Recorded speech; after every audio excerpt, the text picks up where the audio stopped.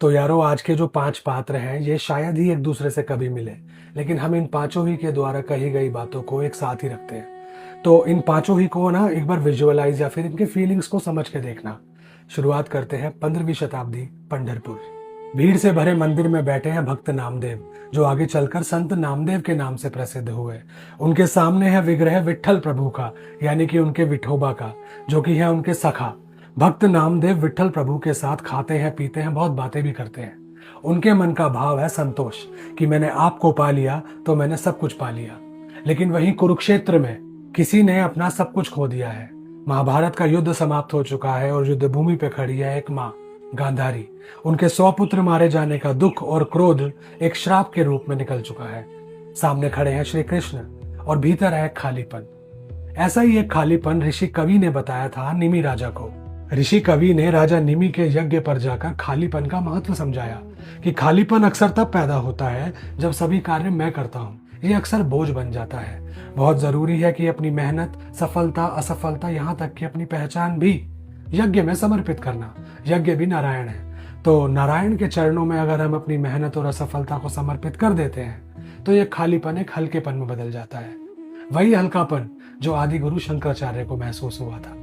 शास्त्रों के ज्ञाता और कई शास्त्रों के रचयिता, तर्क वितर्क में उन्हें टक्कर देने वाला शायद ही कोई हो। लेकिन सभी शास्त्रों से परे जब उनका मन एक हल्केपन की नींव पर था, यानी कि श्री कृष्ण के विग्रह के सामने था, तो उनके मन में एक मस्ती थी, एक आनंद था, एक प्रेम था।